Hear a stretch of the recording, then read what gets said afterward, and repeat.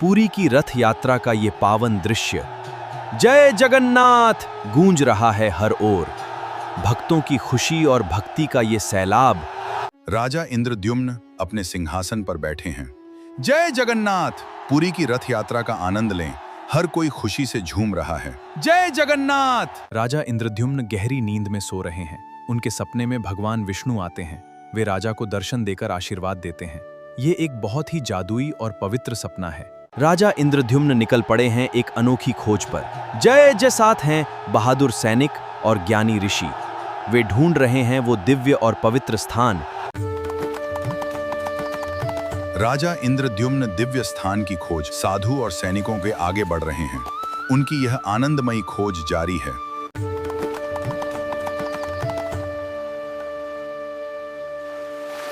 तभी समुद्र तट पर एक दिव्य लकड़ी का लट्ठा तैरता हुआ दिखाई दिया।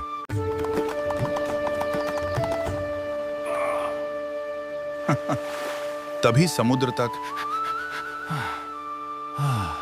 इस पावन क्षण में राजा और पुजारी सब एक साथ प्रार्थना में लीन हैं। शांति के इस माहौल में हर मन ईश्वर के करीब महसूस कर रहा है। राजा इंद्रद्युम्न मंदिर के लिए व्याकुल थे। तब उन्हें इस पवित्र लकड़ी के बारे में पता चला। मैं आपकी मूर्तियों का निर्माण कर सकता हूं। मेरी एक शर्त है, मैं अकेले में काम करूंगा।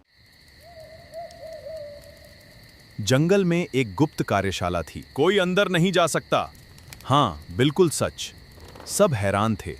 महाराज, मुझे बहुत चिंता हो रही है। क्या वह रहस्यमयी बढ़ई ठीक तो है? महारानी, हमें उस पर भरोसा रखना चाहिए। हर साल लाखों लोग एक विशाल रथ को खींचते हैं। लोग रोते हैं, नाचते हैं, जय जगन्नाथ के जयकारे लगाते हैं। लेकिन क्या आपने कभी सोचा है कि भगवान जगन्नाथ स्वयं मंदिर से बाहर क्यों आते हैं? आखिर रथ यात्रा की शुरुआत कैसे हुई? आज की कहानी आपको हजारों साल पुराने उस रहस्य तक ले जाएगी जहां प्रेम, भक्ति और भगवान की लीला छिपी हुई है। राजा इंद्रद्युम्न का सपना। बहुत समय पहले मालवा के राजा इंद्रद्युम्न भगवान विष्णु के परम भक्त थे। एक रात उन्होंने स्वप्न में एक अद्भुत रूप देखा। भगवान ने कहा, समुद्र किनारे नीलाचल पर्वत पर मेरा एक दिव्य रूप छिपा हुआ है। उसे खोजो और मेरी स्थापना करो। सुबह होते ही राजा अपनी सेना और ऋषियों के साथ निकल पड़े। दिव्य लकड़ी का चमत्कार।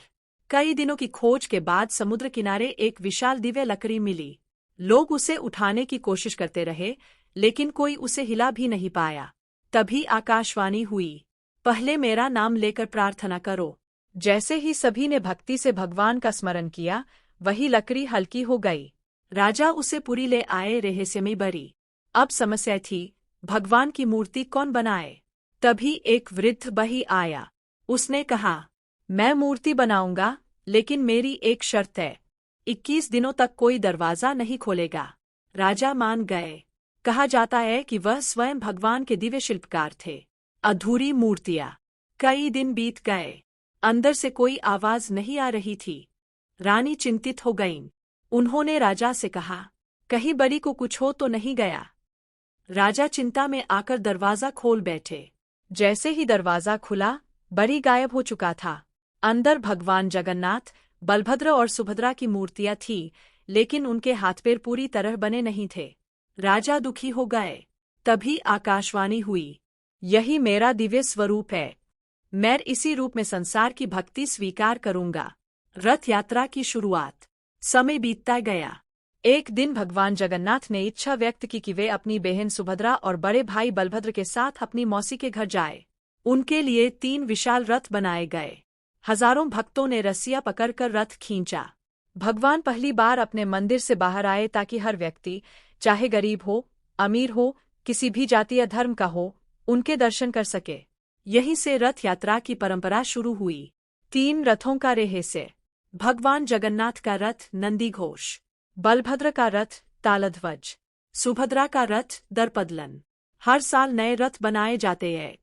पुराने रथों का उपयोग दोबारा नहीं किया जाता। यह जीवन के परिवर्तन और नई शुरुआत का प्रतीक माना जाता है। मौसी के घर की यात्रा।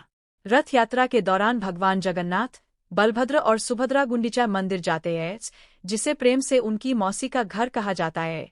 वहां कुछ दिनों तक विश्राम करने के बाद वे वापस अपने मुख्य मंदिर लौटते हैं। इस वापसी को बहुधा यात्रा कहा जाता है। रथ खींचने का महत्व। मान्यता है कि भगवान के रथ की रस्सी को श्रद्धा से खींचना बहुत पुण्यदायी माना जाता है। इसका अर्थ केवल रथ खींचना नहीं, बल्कि अपने जीवन को भगवान की ओर ले जाना भी है। इसी कारण लाखों श्रद्धालु हर वर्ष पुरी पहुंचते हैं। समापन। रथ यात्रा केवल एक त्योहार नहीं है, यह भगवान के अपने भक्तों के बीच आने का उत्सव है। यह संदेश देती है कि भगवान किसी एक मंदिर, जाति या वर्ग तक सीमित नहीं है, वे सबके हैं। जब भी रथ के पहिए आगे बढ़ते हैं, ऐसा माना जाता है कि भक्ति, प्रेम और आशा भी आगे बढ़ती है।